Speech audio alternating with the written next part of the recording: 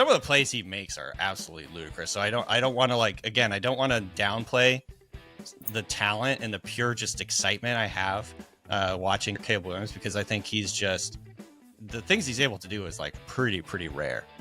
So yeah, obviously, I feel like he's gonna get picked apart for a lot of dumb reasons at the end of the day, I think, and you're gonna forget like some of the things he can really do on the football field are like truly rare. So that would be my defense of Caleb Williams, but I think Maye also has a little bit of that sandlot to him too, and so again, both super exciting players.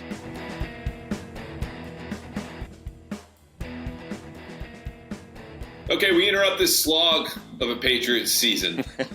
2-9, straight into the sewer. We've been treading water here for a very long time. I don't need to remind everyone. We watch it, we've experienced it, we've broken it down, we've listened to it. But we are taking a break. We are getting pulled from the sewer, dropped back into dry land, shaking off for an episode I look forward to for many weeks now. The Ringer's Danny Kelly is back as we record Thursday to talk some draft. How are you, my friend? I'm doing excellent. How are you doing? You hanging in there? We are hanging in. You know that I'm hanging in because it's exactly what I told you off air. That is the only operative phrase here around hanging in Foxboro. Hanging in. We are that cat in the motivational poster staring at you going, I'm about to slip off, but for now, I'm hanging in. Oh, that's a great visual. Yeah. So here's the plan for today. We are going to talk Caleb Williams. We are going to talk Drake Maye. We are going to talk a little Jayden Daniels, JJ McCarthy, and MICHAEL PENIX. And in case you are someone who is so far involved in the Patriots and the NFL, those are the top quarterback prospects coming to you in April with the draft. We expect the Patriots right now to have a top 5 pick. ESPN Analytics, whatever that's worth, gives them a 58% chance to have a top 3 pick, 35% to have a top 2. So as much as you all might pray and dream for the 2 best guys, who are Caleb Williams and Drake Maye, we're going to get into the other options because there, again, is a chance that even at 2-9, the Patriots aren't able to grab 1 or 2 of them. And you are update us on where you are. I mean, we were just talking off air about how much you're like balancing fantasy with just regular NFL coverage, and then a little bit look ahead to the draft. Like, where's your head at? Yeah, I'm basically, right now I've done a deep dive into some of these quarterbacks. That's where I am in my draft prep. So I kind of transition in November to like trying to catch up with everybody in terms of draft prep and watching all these guys, because I've been so heavy into fantasy in the beginning of the season. But yeah, that's where I am. I've watched all these quarterbacks. I'm excited about this class. And it feels like it's getting pared down to like some of the real top guys. Because when we started out, there was like truly 20 or something guys that could potentially come out and be, top 100 picks or whatever. And so we're starting to kind of narrow down our focus on like the guys that are probably going to be first and second rounders. So, but I think, and especially in a season like this with such bad quarterback play, it's exciting that there's some potentially, future NFL stars among the group here. So yeah, I'm excited about this quarterback group. Good. Now, can I ask you how late into the process you get to the comps? Because I'm waiting for like Caleb Williams to be, Bowser with a bazooka, or like Zannis with excellent accuracy. Some sort of like Nintendo reference, or just perfect on the nose reference that no one thinks of except for Danny Kelly, which I know you get a lot of praise of, and I don't want to make too much of that because the actual is legitimate. It's great. Like that's why I read you. It's not for the comps. But I'd be lying if the comps aren't the first thing I search for. Yeah, it's the hook, It's I take no offense to that. I think that's kind of like been one of the things I've tried to make my coverage a little bit unique by using those. But yeah, no, I haven't landed on. I'm going to hold those close to the vest for a little while here, and probably once draft season starts, kind of try and work through those. But I have a couple ideas for like Caleb Williams. It's going to be the big guys in this group I'm going to have to like really dig deep and try and find some good ones for those guys, because this is a huge season, obviously, for like the top 2 quarterbacks, top 3 guys. For Caleb Williams, can you at least share the fantasy world or universe where you might be pulling from with him? I have not. Okay. I have not yet. What I was going to say is he's what everyone wanted Zach Wilson to be, is like where I'm kind of at right now. But no, there's a lot of time left. I still need to like hone it and everything. So yeah. I'm just very briefly now thinking of superheroes that were mama's boys. And I don't know if that Venn diagram is 2 separate circles or if it's one circle. But we'll get into it in a second here. Okay. The place where I want to start, though, is you are across the country out in Washington right now. And I'm curious about this. Your outsider standpoint on the Patriots 2-9 season, which I already said is in the sewer. We've been pulled up back in dry land, but you've been standing on dry land or wherever the Seahawks live. I don't know where that is. Just a haze constantly of are they going to contend or just compete? And Pete Carroll's in the corner chewing gum. But when you look across the country here at the Patriots, like what do you think that you can see the forest from the trees about everything going on here? Yeah, the Patriots, obviously, like the injuries have been a big factor because I think there was a time in the offseason, in the preseason, where there was a lot of optimism around maybe this could be a feisty, frisky team in the AFC. But I think the injuries have really kind of sunk that, especially on defense. And then offensively, just an absolute disaster. I don't know how else to put it. I've lost count how many times Mac Jones has been benched this season. I do know. 4? Jeez, Louise, that's actually more than I thought. I do know from a fantasy point of view, one of the most frustrating teams in the NFL to use from a fantasy point of view. I think there's been two games this year where Mac Jones has had either less than 2 points or negative points. There's been multiple games of that, so that's not great. But I'd say just overall, looking at the offense, because that's what I've really been focused on during most of the season, is just no dynamism, no speed. The quarterback situation has been an absolute disaster. I don't know what the goal is really in terms of rotating these guys. Obviously Mac Jones has regressed badly. I still kind of maintain Mac Jones is better than how he's played, and maybe in a different situation he'd be okay. But I think it's just one of those things where it's a snowball effect where he's just completely lost his confidence. The team obviously does not see eye to eye with him. It's just one of those situations where nothing is working. The offensive line hasn't been good. The receivers are not doing their part. Even Ramondre Stevenson, I think for half the season did not look like himself for whatever reason. No. I do think he's looked really good lately, which is great. But, early in the season, he just looked like a regular old guy. I was very shocked, and he's been one of the most, disappointing guys in fantasy from that point of view for half the season. So, my outsider's view is it's just a mess.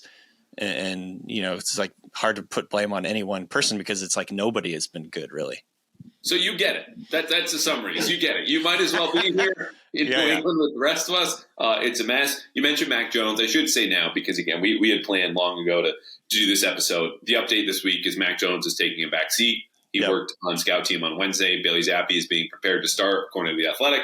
According to my colleague and your friend, Doug Kyde, Bailey has taken the majority of reps in practice. Malik Cunningham's been in there a little bit, but this is going to be the Bailey Zappi show.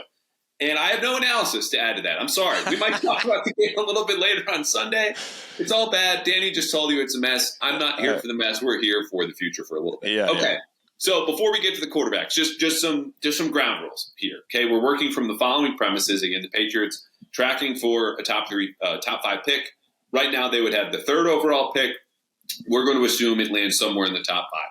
We're also assuming that Bill O'Brien stays as offensive coordinator. And this might make you reach for a barf bag at home. But let me tell you, he is under contract beyond next season. And it's not that coaching contracts always get honored, but the guy is sticking around.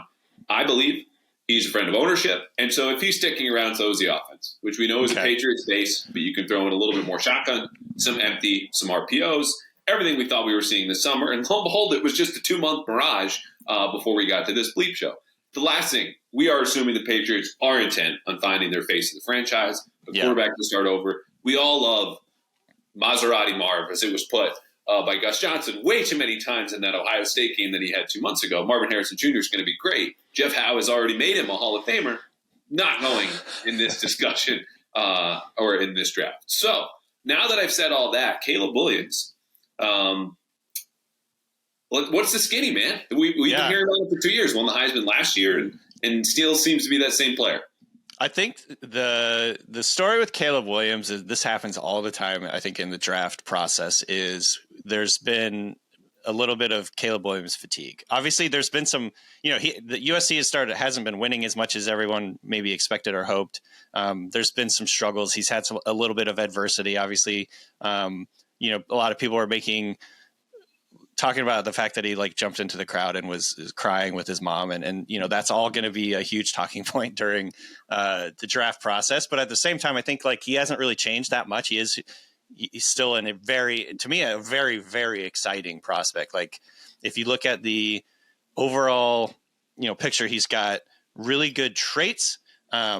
He's incredible feel for the game. It's like he reminds me a little bit of like Bryce Young, but like with elite physical traits, if that makes any sense. Like he can see the field. He knows where everybody is at all times. He always is able to, make something out of nothing in terms of like his ability to get outside of the pocket and look downfield and find a guy. And he has the physical talent to make these incredible throws. Like truly the Patrick Mahomes comparisons, which are inevitably going to come, I think actually makes some sense, because just the things he can do with his arm where you're throwing off platform, it just doesn't look possible for most players. And he has that.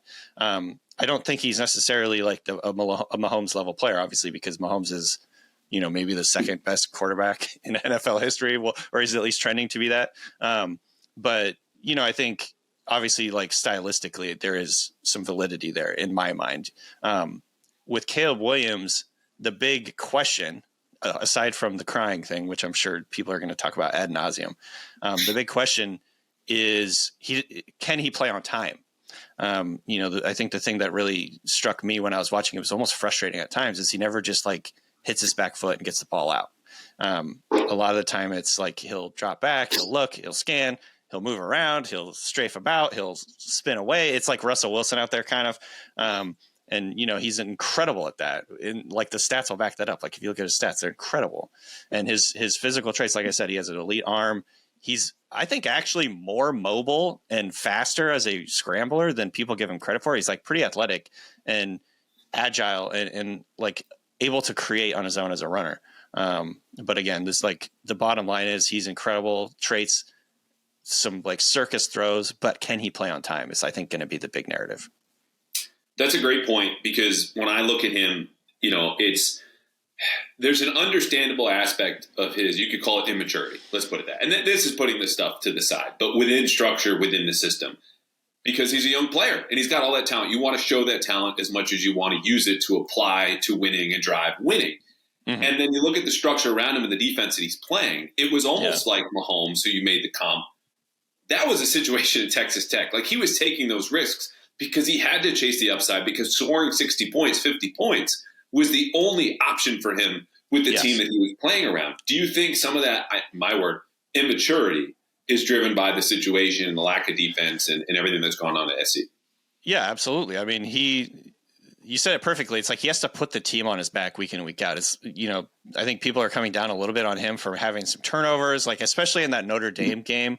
When he, I think, threw 3 picks in that game, or 2 at least, and had a couple of turnovers, he was pressing. Like he was just forcing it. And the problem was, number one, like the defense can't stop anything. This is a terrible defense. I mean, honestly, one of the worst in the country. I think they've given up like 40 plus points so many times this year. But, so I think he was forcing it. He felt that he had to put the team on his back and really, carry them. And obviously that led to some forced throws and some turnovers. But yeah, there's something there. And I think, obviously people are going to talk about his personality. He's obviously a very confident guy that may rub some people the wrong way. I don't know. There's going to be all this stuff, and we'll get to all that during the draft season, I'm sure, and like dissect it. But at the end of the day, like I still really like him. I think if I had to choose right now, he would still be my top player in this draft. Even though there are some, legitimate concerns about the way he plays. To me, the biggest concern is not necessarily like how he plays, how he acts and like his personality. It's just the fact that I think an NFL team is going to say, we have to be able to figure out whether we can make this guy play on time and hit his back foot, get the ball out, play in a rhythm. Because the biggest thing that struck me again watching him was just nothing was rhythmic about his offense. Like it was like brilliant chaos. But like, is that repeatable? This is something that it hits close to home for me, because this is something that we talked about with Russell Wilson for like the first 10 years of his career was, can he play in structure? When he stops being a runner, can he be like a pocket quarterback, all this stuff. And, Russell Wilson did it for a really long time at a very high level where he was doing a lot of improvisation. The scramble drill was a huge part of the Seahawks offense.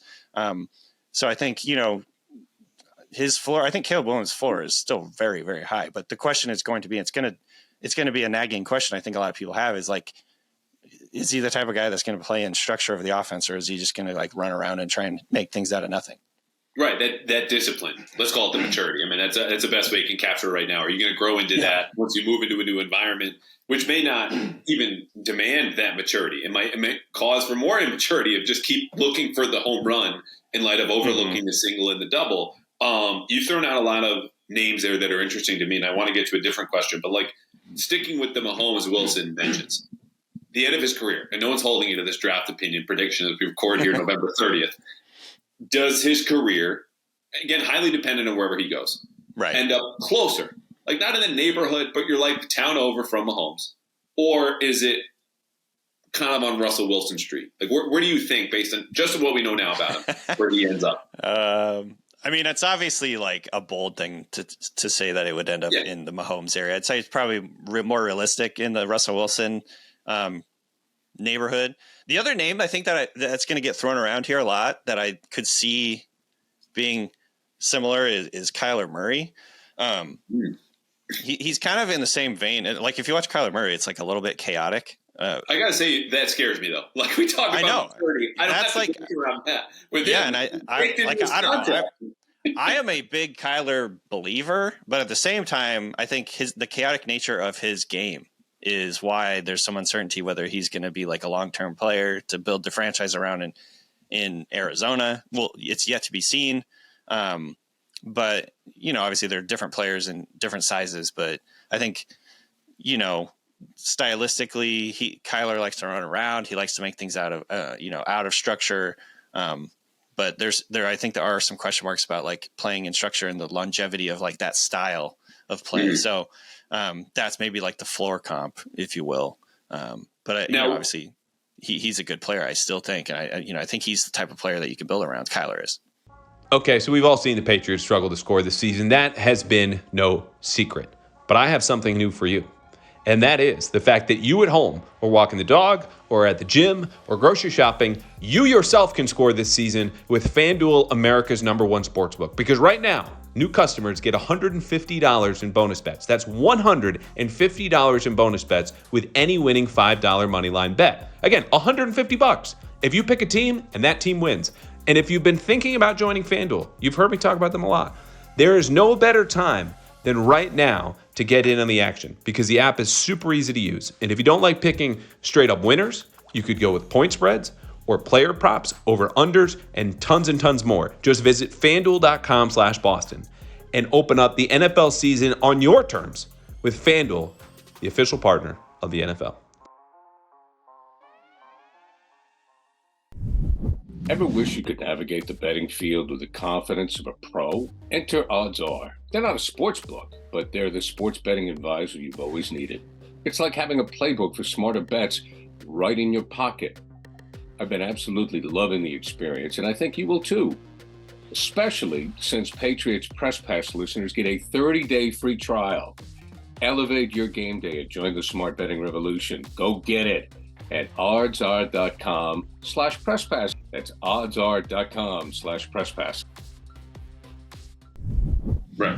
Where would Caleb Williams fit in the recent top picks among quarterbacks? Like, say what you will about Tua versus Herbert at the time, but let's have those two names, Trevor Lawrence and Bryce Young. Like, is Caleb at the top as a prospect of that group? Is he just below Trevor? Is he? I think as a prospect, I'm like obviously just basing this on memory, but like I still think I probably would have had guys like Trevor and Burrow higher. But I think right there is where he falls. Like I had Stroud as my first quarterback last year. I think I probably still would put Stroud a little bit higher just based on a few of the variables. Like, I'm a little bit worried about Caleb Williams' sack rate and his pressure to sack rate. He's very reliant on protection and like he's just a little bit too chaotic from that point of view. And I really liked Stroud, his just poise and calmness and playing on time and all that stuff. So I'd probably put him like just right in that area. But like again, to me, the bottom line is this is a very high level prospect. Like I'm very excited about what he can do in the NFL. I just think over the next couple of months, he's going to get picked apart for some of these things. And so I think these are the narratives that Patriots fans and all NFL draft fans are going to have in mind is like, he's going to get picked apart for his inability or perceived inability to play on time and play in structure. Right. I mean, you just have to watch one game and you kind of get it. Why Caleb Williams is in this conversation, not only just won the Heisman last year, but is going to be here at the top. You know, whether people like, Drake Maye or Caleb Williams, like I don't think there's a wrong or right from the little that I've known. I mean, we'll get to your thoughts on Drake Maye, but just to finish with Caleb, what is the one game? You mentioned Notre Dame, obviously not a better game for him. Where, like, if folks want to understand what he's about, this is the game to go watch. The first one that came to mind was the Colorado game. So he had 6 touchdowns in that game, so obviously that's good.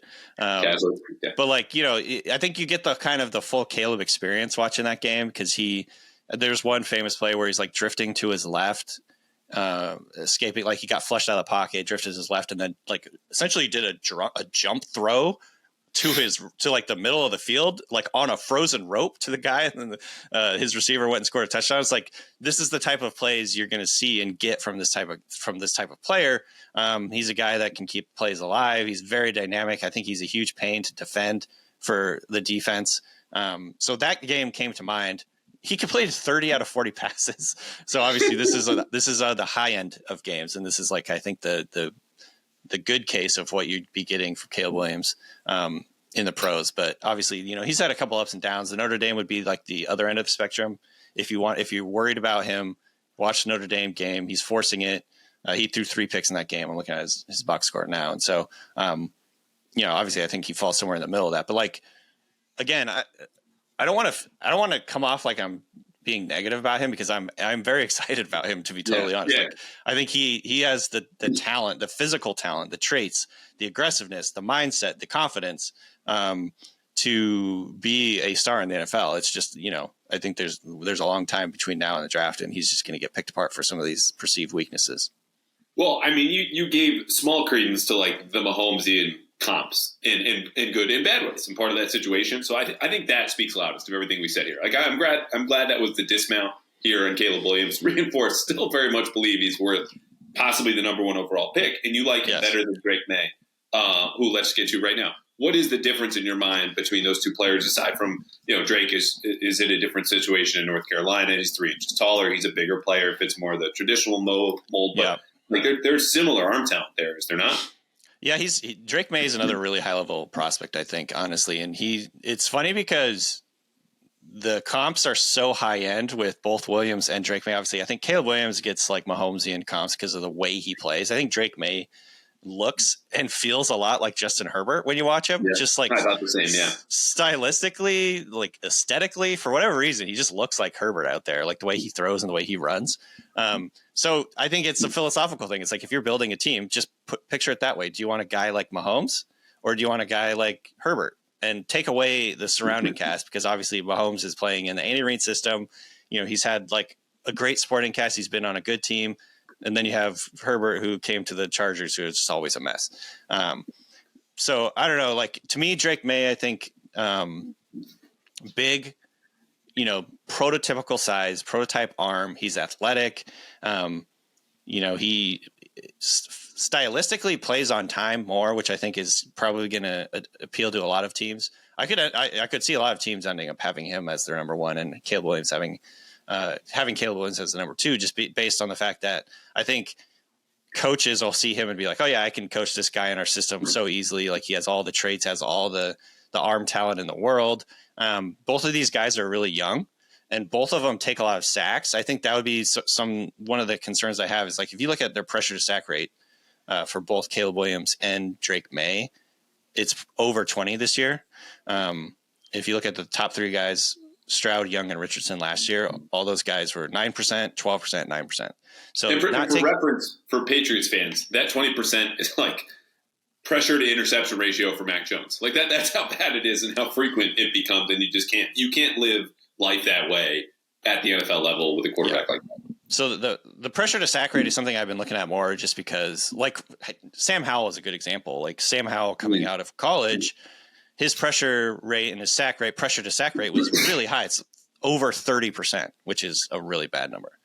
And that's carried on to the NFL. In some ways, I think one of those things is just the type of quarterback you are. Like, that it's a quarterback stat. I think also there's other variables, of course, surrounding talent, scheme, offensive line, all that stuff goes into it. Malik Willis had an astronomically high pressure to sack rate. Justin Fields, I think, had a high one, and that's borne out in the NFL. So I think there's a little bit of a concern with both Williams and Drake Maye of how many sacks they take. And that would be I think the one thing I'm worried about with Drake Maye is just is he going to take too many sacks? But I think there's mitigating there's circumstances around him. His offensive line isn't very good. And he doesn't have some of the skill talent that some of these other quarterbacks have had in the past, particularly Stroud. I mean, Stroud's been playing with some truly incredible receivers in college. So I don't know. I think that there's some worry there, but overall, Drake Maye, it's total package. Really, I think the thing I just jotted down was extremely exciting combination of traits and size, and athleticism. He's just built in a lab to play quarterback. So I think, accuracy downfield, I thought was a little bit spotty, but overall, a really, really high level prospect. I really like him. I think when he sets his feet and throws, again, it looks like Herbert. He can launch that thing. It's like a freaking howitzer. And so, I think, these two guys, Caleb Williams and Drake Maye, it's very close for me. And I think they're both going to be top 3 picks probably. And it's just really a question of philosophy and style as to who you like more. I think it's like a Rorschach test. What kind of quarterback do you want? Do you want a guy who can do incredible things out of structure once the play breaks down, or do you want a guy who's going to run the offense and get the ball out on time? Also, Maye is good out of structure too, so it's not either or necessarily. So it's funny because when you talk about it in those terms, my thought, and this is half serious, half facetious, is that the Patriots will go, well, we'll just trade back and take J.J. McCarthy, because what we've seen in the last 3-4 years is a commitment to system and style versus maybe the substance of the player. I wrote at the time and have since learned the Patriots were just out on Justin Fields. And I think for reasons that we've seen borne out, it's a processing thing. It's not that he can't read defenses. It's just slower for him in the pressure to sack ratio. Mac Jones, meanwhile, of course, quick, generally smart. We haven't seen this player in a while, but that was how he was built coming out as a rookie. Right. Played as a rookie, processed well, all those things. And they committed to their offense as opposed to could a player, not that Zach Wilson or Trevor Lawrence was there, but who doesn't fit our mold, maybe elevate or change our offense. And those conversations about what they want to commit to, which personally I would just commit to the player when they're regarded as highly as we've just discussed them, and build around them, change the system to fit their talents. And so, but listening, just if we're sticking between the Drake and Caleb Williams, which one based on that, let's say they stick loosely to a Patriot system, would you see as a better fit in New England, Caleb Williams or Drake Maye? Probably Maye, honestly. Okay. I think, he feels to me more like a guy who's willing and able and ready. Maybe ready is just the best way to put it, to play in that system. Run the offense like it's designed rather than kind of trying to go out and make a bunch of plays and do too much. I feel like personality wise, he might fit a little bit better. Honestly, I don't really know yet. I think there's still a lot of time to figure all that stuff out. But yeah, I think I would probably lean Maye just based on stylistically what he does. He looks a lot more like Tom Brady than Caleb Williams does in terms of height, arm strength. He's more of a prototypical pocket type passer from that point of view. So I would say just if you're looking for a guy that's going to be more playing in the system rather than freelancing and playing sandlot style football, it's clearly Maye. And it's not even saying that Williams can't do that. It's just he doesn't do that right now. Right. Yeah, and who knows? I mean, if Gerard Mayo takes over, as a lot of us locally expect, he might look at this from a defensive point of view and be like, okay, I'm going to assemble all of the offensive players, as Bill Belichick once did, who are a huge pain in my ass. And what do I not want to defend? And then force all of my opponents to deal with those problems. And in 2006 and 2007, it was Wes Welker who they traded for. Now it's a very different conversation, position, and player, but it's something that I think you have to consider because it's only become more quarterback friendly as we continue to move on. Two quick ones on Drake Maye, and then we'll get to the other guys. Your favorite trait or thing or fact about him as a player, and the game that folks should watch if they want to know what Drake Maye's game is all about. Honestly, this can get overrated, of course, in the process, but like just the frozen, he could just throw a absolute frozen rope. Like he's got a howitzer arm, and when he sets his feet and lets it go, it truly does kind of look like Justin Herbert. Like Justin Herbert has, like, if you put together a highlight reel of all of Justin Herbert's top throws, it's like he's throwing this. He's basically throwing like a 40-yard across the field like dart to a guy on the sideline. Like that's the type of throws that Maye is capable of making. It's like a lacrosse pass. Like you flip it and it's a flat line and it just gets there. 100%. It's like it's like the physics of this don't look real. Like I don't know what's going on. But yeah, he has a really good arm, and it just is aesthetically very pleasing. So I would say that is the first thing that comes to mind for him. I would throw I just watched the Pitt game, so that's just at the top of my mind. But he made a couple of plays in that game, and this is sort of a narrative breaker, I think, because it's going to be Caleb Williams, Sandlot versus Drake Maye system.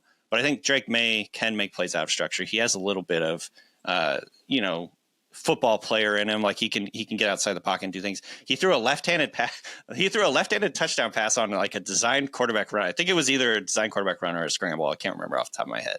But he got outside the pocket, saw that the defenders were closing in, and flipped it with his left hand to a guy in the end zone and scored a touchdown. So I was like, this is like a good representation of both what he can do in the pocket as a passer and like get outside and do some things, make some magic outside of structure. So I thought that game, just at the top of my mind, is one to watch.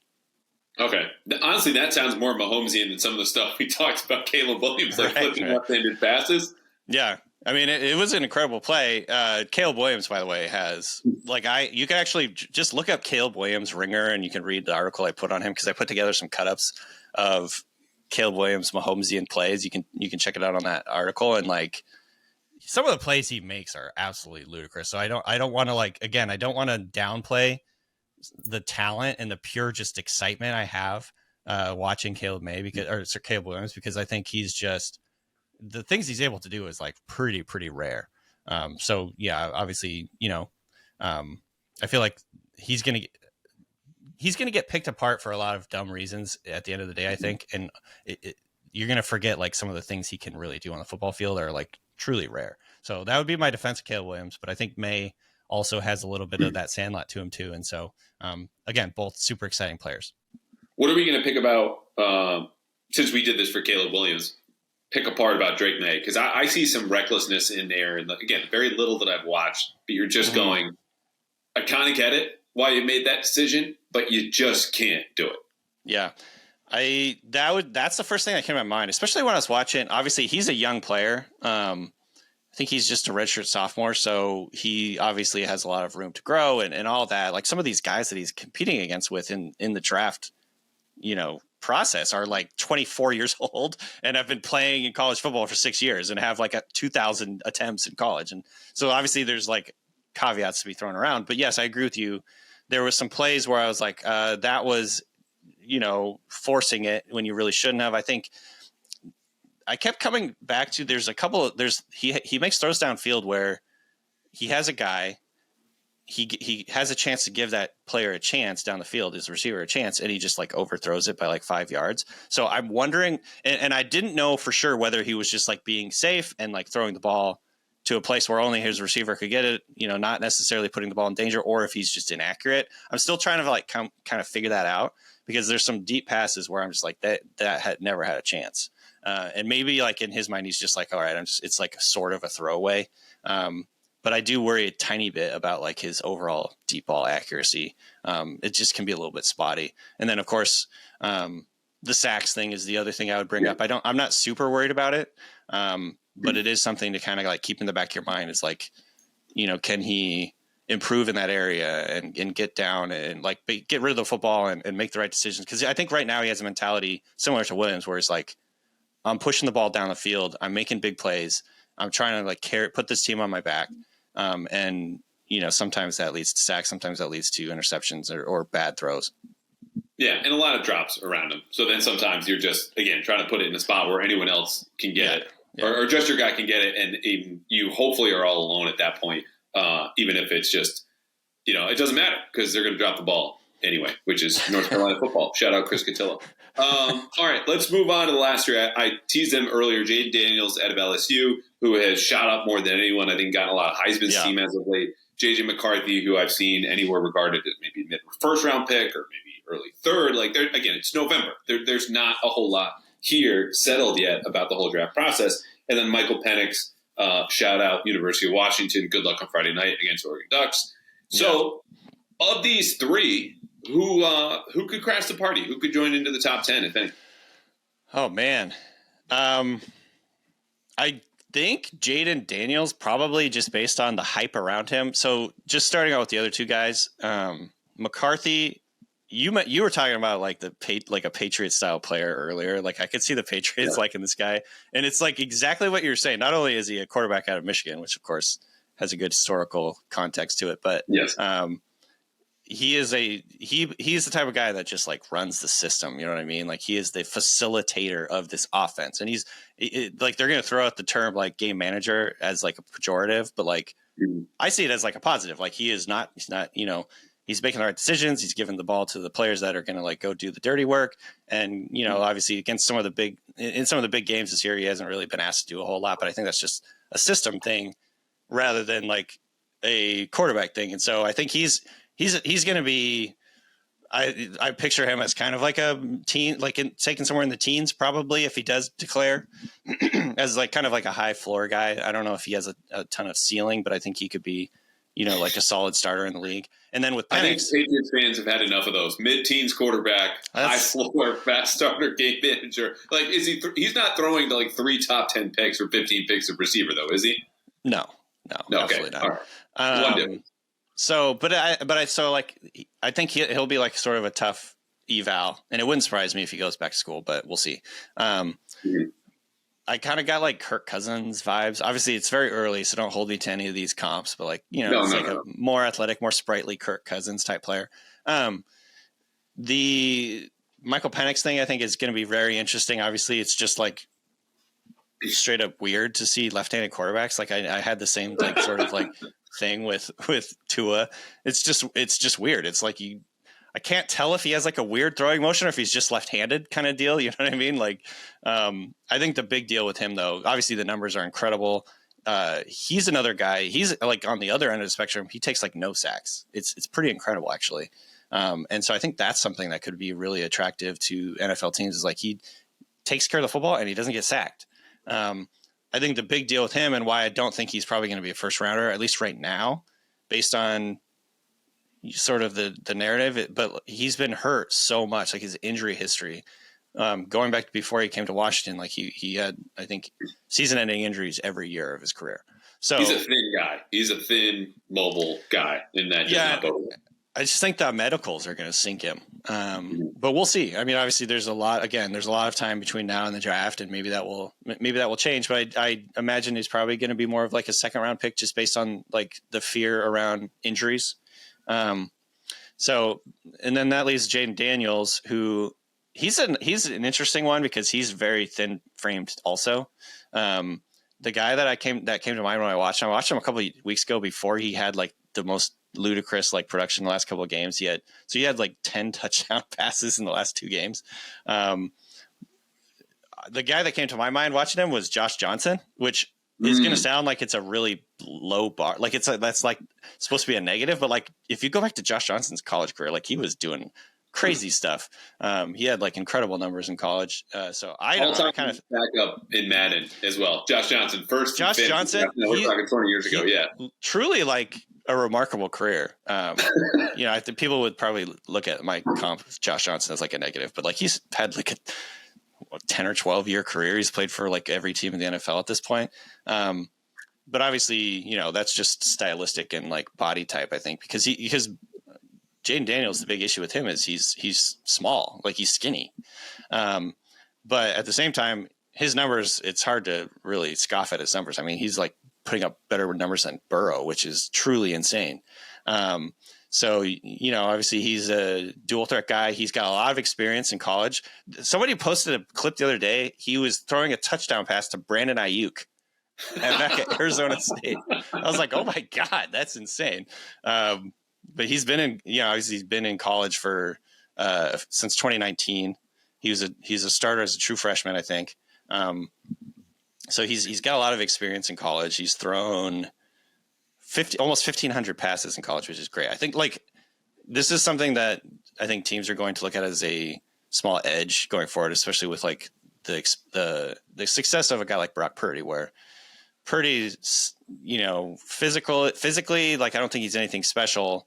But just having live reps in real games is something that's so important. It's the exact opposite of what Trey Lance had. And Trey Lance obviously, floundered in the NFL. We have a lot of examples of this over the years of guys that have a lot of traits and exciting, physical talent, but at the same time, just don't have the mental reps and just the live bullet reps where you have pass rushers bearing down on you. You have, defenses running around. It's just having those actual reps in games is important. Tyson Bagent is another example. He played D2, but he had 5,000 pass attempts or something like that in college. Well, it's just a bigger sample size. No one's getting married after 6 dates, but 60, I'll probably think about it. I've seen you in different situations. Exactly. You've had some adversity. So, but I think overall, with Jayden Daniels, the bottom line is very exciting traits. Obviously, he throws. The one thing I came away with watching his tape is he throws an absolutely beautiful deep ball. I was again, this is, of course, I'm colored a little bit by by homerism, but Russell Wilson-esque touch down the field where you're just putting it exactly in the only place his receiver can get it. Perfect loft, perfect touch, very catchable football.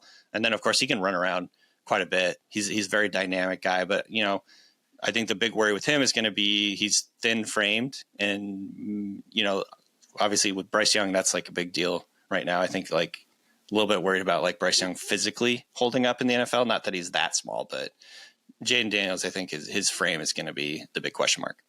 Jayden Daniels feels like if Danny Almonte could have stayed at the Little League World Series year after year and collected more checks, you know what I mean? He spent so much time there. Where's the old guy? He's not supposed to be here anymore. How is he still completing passes at LSU to Joe Burrow's son? This just shouldn't be allowed. But yeah, you're right. Eventually he will come. And it is interesting too, because then you wonder, was this Jayden Daniels all along? Is he a late bloomer? Is there muscle to add on to that frame? How much can he be a dual threat in the league? All of those questions come up. But I had seen, you mentioned the deep ball, a little Jordan Love with him for me, which is not always the off-platform stuff. Does that land with you? Yeah, for sure. Stylistically, I can definitely see that. And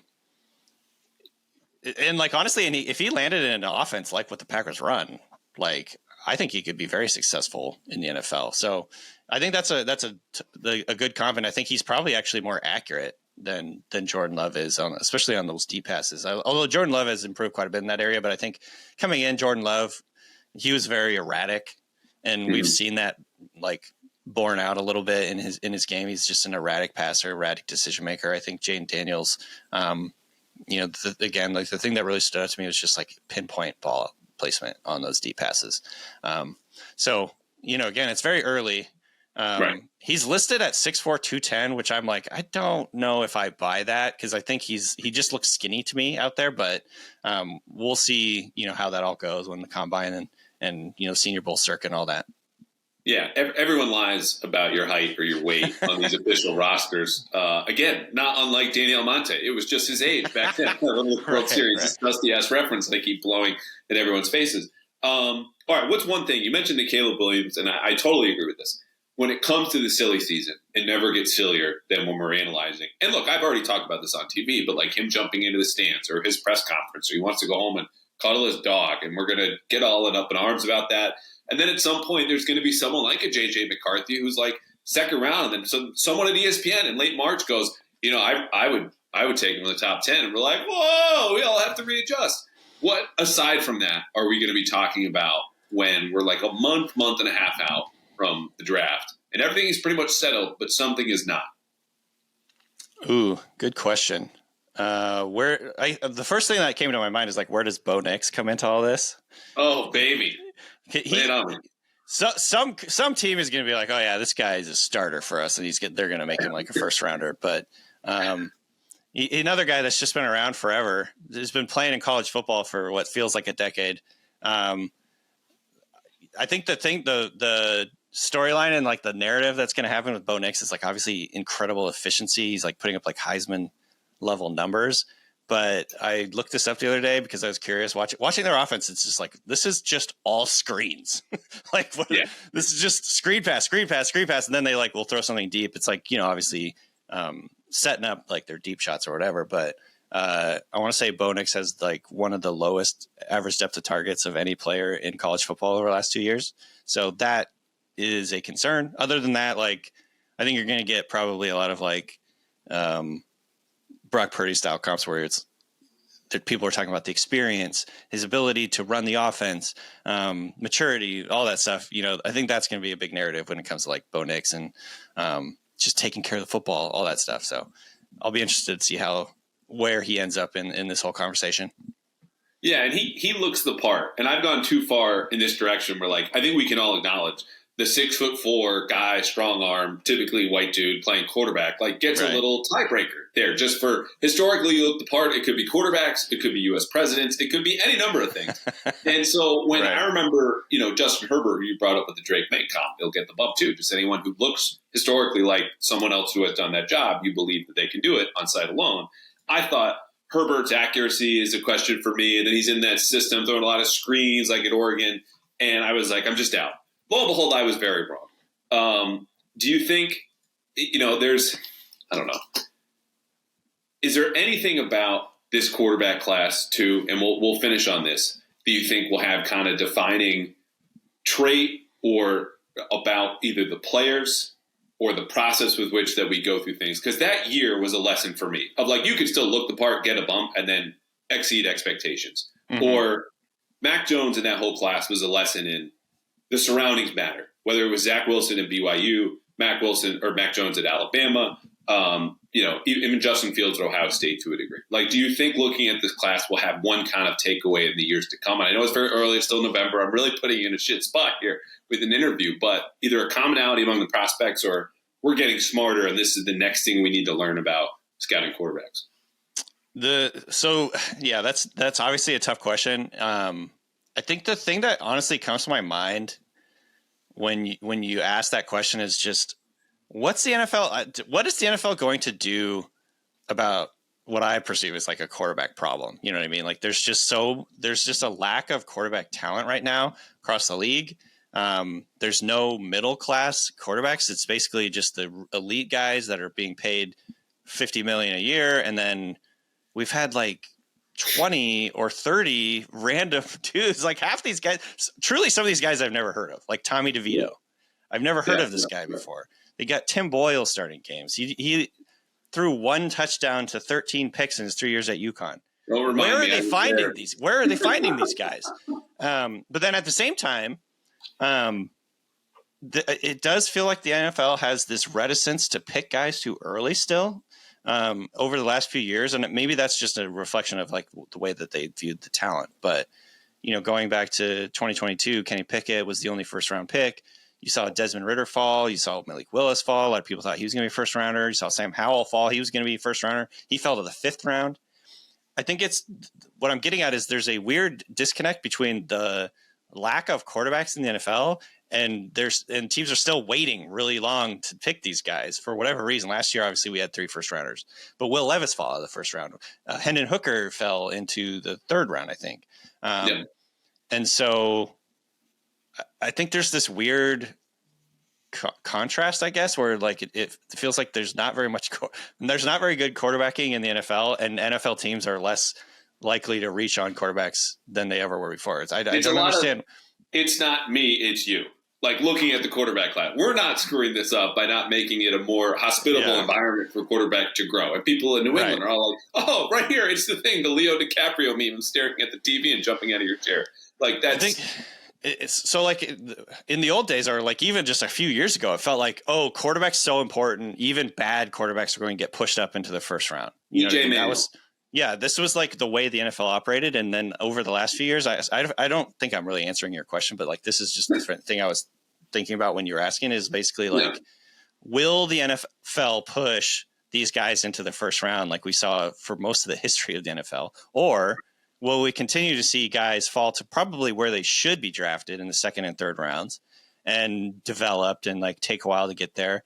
So basically, I guess the question is like, how desperate are NFL teams going to be after this year? That's what's going to be on my mind. When we're talking about guys, like Penix, not that the teams would be desperate to pick him in the first round, but like he typically looks like a guy to me that would be a second or third rounder usually in the NFL because of his injury history, because of how old he is, the way that he runs the offense, all that stuff. So I guess my big question, and I think one of the big narratives is going to be like, will these guys get all pushed into the first round? Will we see 5 or 6 quarterbacks taken in the first round? Or will it be more like the last few years where some of these guys fall into the second and third and fourth round? The other thing that's like interesting and unique about this season, I think, or this draft is we have the confluence of events where it's the NIL money is keeping guys in college football longer. You have the transfer rules where it's keeping guys in school longer because they can transfer to a school that fits their system a little bit more. And then you have like the COVID granted extra eligibility. You've got like 6th year seniors coming out into the draft over the next couple of years. So there's sort of this there's surplus of quarterbacks coming out of college football. And so I just think there's a lot of interesting variables with all that. And I'm just very, intrigued to see where these guys land. I think there's at least 2 top 5 talents in this draft for sure with Maye and Williams. And then after that, I think it's going to be very interesting to see how highly these guys get pushed up into the draft. Yeah, I'm with you. And the little that I know, much more and are still learning and scouting and working every single day and comping that it's a great point because are you willing to reach, because the 5th year option used to be this big thing. Oh, you have to trade up like the Ravens did to get Lamar Jackson. It's 1 extra year of control, blah, blah, blah. Right. A lot of teams just said, nah, we'll just wait, like you pointed out. And so whether they're right or wrong, or it's a case-by-case basis and quarterback talent, fluctuates like every other position we see throughout the league, except for when it's down. As you said, it's a problem. The whole league goes down with it. Yeah. And that's not anyone's fault or anyone's responsibility to fix it except for the league. Do teams in unison go back there, or do teams zag? Like, what is the next step here with this class? Because it seems like there are a lot of prospects who will fall in that first round line of late first, early second, and we just named a bunch of them in addition to Bo Nix, so I can't believe I forgot, but might be taking home the Heisman. I don't know. I have not looked at the odds, and hopefully at least not a win on Friday night. So that is more Washington references than I expected. But let's go full circle here. You mentioned Justin Herbert. Do you have 5 minutes? Can we talk Pats Chargers? Yeah, let's do it. Okay. So typically I have a 3-2-1 preview breakdown after the Patriots have the ball and the opponent has the ball, and then we do 3 keys and 2 matchups and 1 random thought. So I think we should just do 3 thoughts, 2 keys, and then you can just pick one thing that you want to say about anything, and then we'll get out of here. Does that work? Sure thing. Okay. So my first thought as we look at Pats Chargers is that I can't believe I'm saying this. I think the Patriots could win. And this includes the fact that they are outgunned, okay? Like you've been handed a squirt gun against the entire, pick U.S. Military branch. Because there's something about Belichick and Justin Herbert where Justin Herbert has the lowest career passer rating of his career, 52.8 against any opponent. Now, granted, those games in 2020 and 2021. But I look at that, the Chargers going across the country, the fact that Keenan Allen missed practice on Wednesday, he is their go-to guy. It's not that the Patriots have a corner to take him away.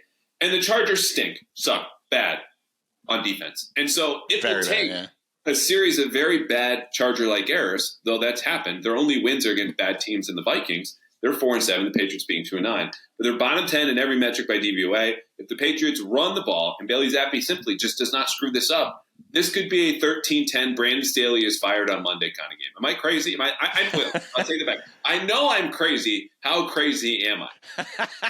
Yeah. No, I think you hit on all the pertinent points here. It's like the Chargers, like it's in their DNA for whatever reason to lose games that they probably should win. Snatch defeat from the jaws of victory, and that's just kind of like who they are. Their defense has just been so bad. And like you said, they're a bit top heavy on offense. I mean, truly. And the other thing that's kind of interesting about the Chargers offense, it's like running through these old guys. They got Keenan Allen and their running back, whose name Eckler. I don't know why I was blanking on him, but yeah, it's just such an interesting thing. But then they don't have anyone else. Like they went out and they drafted what looks, Quentin Johnson, who's looking like he's going to be a bust. Obviously, there's still time for that to like get cleaned up, but he got benched essentially last week, even though they have no one else. They're running guys like Alex Erickson and Jalen Guyton, guys you never heard of. They're running those guys out on offense. It's kind of goes back to what I was saying earlier. It's just like Herbert. I feel like he's a great talent, but the situation around him is just so chaotic that it's hard for him to truly thrive. And so this does look like a winnable game for the Patriots, which is just wild. The spread is only 6 or 5.5, which seems crazy, except for the Chargers have lost 3 straight, and they've had a lot of close losses against good teams. But again, their only wins are over bad teams. And I'm not here to say Bailey Zappi is any kind of savior. He's not. Like, he's intact. That's his edge against Mac Jones, the same reason people were arguing for him last year. He's not Mac.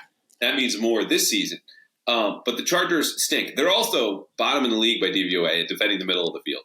So I don't know what that means because Demario Douglas is out, but like someone has to be there, and you just have to throw it over the line and just repeat and rinse and punt a lot and hopefully keep it under. Do you have any more exciting thoughts or not crazy thoughts? That's one down.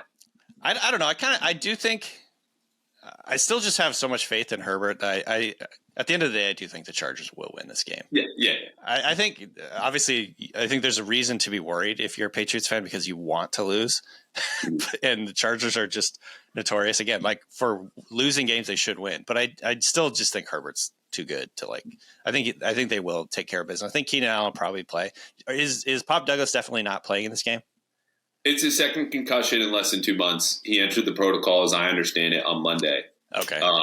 And so I would be surprised if he plays. He also missed the next game after his original concussion.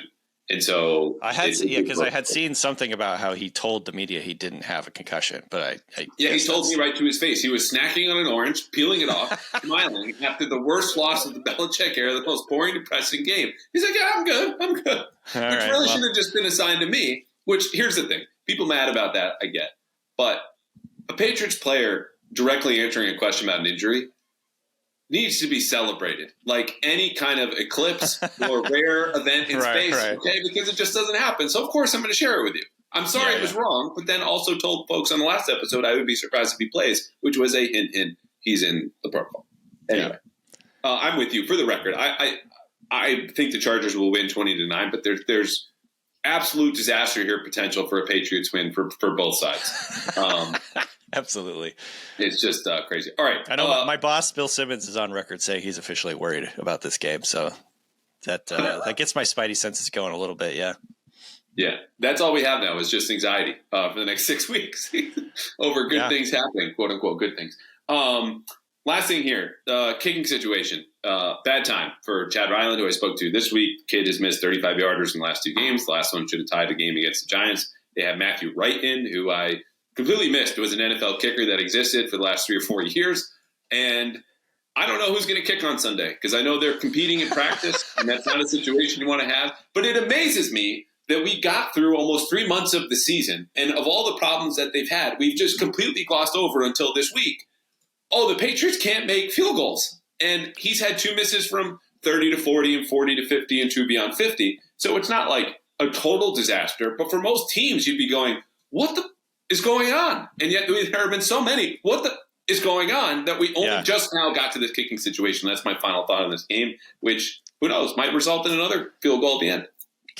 Having a bad kicking game at this time is probably a good thing. So, silver linings. It's good that he's missing kicks that could win the game for you because winning these games would be absolutely meaningless in the big picture. So be thankful, I guess, if you're a Patriots fan, that the kicking game is a mess also. I think it's just like a microcosm for the season. You know what I mean? Yeah. It's just nothing is going right. And also the fact that they're having a kicking competition midweek, I wasn't aware of this, but like, it's not official, but like Matthew Wright is not here just to sit and watch. You know what I mean? Right. Like if he plays better, Chad Ryland will have the Foxboro flu and will be inactive, and Matthew Wright will get signed probably on Saturday. It's just it's funny because it reminds me of what they're doing at the quarterback position, where it's like rotating quarterbacks has not and will never work. What are we doing here? Like, this is, obviously I understand why they bench back Mac Jones, but like the musical chairs they've had with the quarterback spot this year has just been like, I don't think this is going to work. I don't think, having one guy start, benching a guy mid game multiple times in a game or in a season, it feels like Cunningham has been released and re-signed about 6 times this season. So I don't know. It's just like a weird, they just can't make up their mind type deal with the quarterback. Yeah, no, thank you for the reminder, Danny. I really appreciate it. I wanted to go back there down into the sewer where we started out of at the beginning of the episode. All right, 2 keys, not for the Patriots, but for everyone to get through this game. Any fantasy angle, any gambling angle, anything like to kind of find joy in this? I mean, Justin Herbert is awesome if you want to say, hey, he might be your next quarterback, except for his name is Drake Maye, and he's 6'4" instead of 6'6", and he's there you go. playing in North Carolina right now instead of Eugene, Oregon. Like, what's your key for fans to get through this? My fantasy, the only thing I'm excited about in fantasy for this game, other than obviously Herbert and Keenan are incredible right now, is I kind of am excited about Ramondre now. Like Ramondre has put together a pretty good stretch of games here. He looks to me like he did last year, where he's making guys miss. He has these little subtle moves and jukes and like strafes that he makes guys miss and keeps runs going. He has like this very slippery running style, which I love. But I think also with Bailey Zappi in there, it's like check down city. It's going to be good for fantasy. So I'm hoping Ramondre can catch like 6 or 7 balls and like have a big week because of that. Just check down, get rid of the football, all that stuff. I love that pick. The Chargers are 30th in DVOA at defending running backs in the passing game. The run defense again. Perfect. Stinks. Yeah. I think they're going to target Austin Johnson and Kenneth Murray up the middle. I guess I am giving some serious football analysis here at the end. My other key is to just kind of keep an eye on J.C. Jackson. I don't even know if he's going to play that much because he was garbage against the Giants. Then declined to talk to me after the game in the locker room. Whatever, it's his prerogative. But yes, I'm going to mention it in my own podcast because that's why I have a podcast, is to air such grievances. Festivus, only 22 days away. But if there's a game where there's like a last straw for him, it might be against the Chargers. Like I don't know. Like there's very great potential for something weird to happen involving J.C. Jackson before the game. He says something after. He blows something against Keenan Allen. He gets into a fight. I don't know. He is a wild card, which brings us to the last part of the 3-2-1 breakdown, which is typically the wild card thought. And I told you it doesn't even have to pertain to the game. Mine will just be, I'll give my pick. I think the Chargers win 17-9. And I know you think the Chargers are going to win too, and that's not particularly wild. But like, what have we not covered? Are you thinking about the Mariners anymore? Are you watching the Kraken? Like, what's going on? No, to be totally honest, I'm pretty laser focused on football. I don't even really know much about other Seattle teams right now. I'm still just like hoping an NBA team comes back to Seattle, because I grew up like a huge NBA fan, and then when the Sonics left, I was just like, screw you to the NBA, and I really haven't paid a whole lot of attention lately. Have you avoided like the state of Oklahoma as a whole as just a double middle fingers for stealing the team? It's like, yeah, man, they stole Kevin Durant. Like, yeah, there's just so much, bad blood there. But it sounds like there's more. It feels like there's more momentum for the Sonics to come back pretty soon here. So that's like the one thing I'm looking forward to. I wanted to get into the Kraken, but just like bandwidth wise, I just can't. I just haven't yet. So maybe I still will, but I have not done that. Yeah. All right, man. Well, this has been awesome. I really appreciate you coming on. I'm going to be bugging you before the draft and or after. You can pick one or neither or both. I once described our relationship as like the guy who you saw in class at college and then would run into at a party late, and you just say like, oh yeah, you're both mates, because that's typically when we run into each other physically is at the combine where many beers are poured. And I don't know what that means for us now that like exams are coming up and both of us have just quit and we're hanging out again. We're like, do you want to just go drink because it's Thursday and your football team's playing tonight against the Cowboys? But I can't wait to see you in person. Low chance, but there is a chance it'll be at the Senior Bowl. I was going to say, you guys might have a strong reason to go there this year. I would agree. And hopefully Doug can make it too. But until then, find him on Twitter. He is Danny Kelly of The Ringer. What else do you want to plug before we get out of here? Yeah, the Ringer Fantasy Football Show, which turns into the Ringer NFL Draft Show pretty soon here. We're going to start doing episodes of draft stuff pretty soon, like in 2 weeks. So check out the podcast, and we got fantasy rankings up at the Ringer, and then we're going to have a NFL draft guide up at the Ringer, which I write a good chunk of. So yeah, exciting times. It's like we're transitioning into draft coverage. And I know for Patriots fans, because I know Patriots fans are excited about it, because Bill Simmons has been texting me and asking me about these guys. So that, that's a good sort of like signal that Patriots fans have their eyes on next year a little bit more than usual. Yes, that happened like 3 weeks ago. Yeah. I don't know what more to say because there's not more college football to watch, but there's plenty of tape to study. And if you're going to read anyone, if you're going to listen to anyone, make it Danny Kelly from The Ringer. Thank you, sir. All right. Thank you.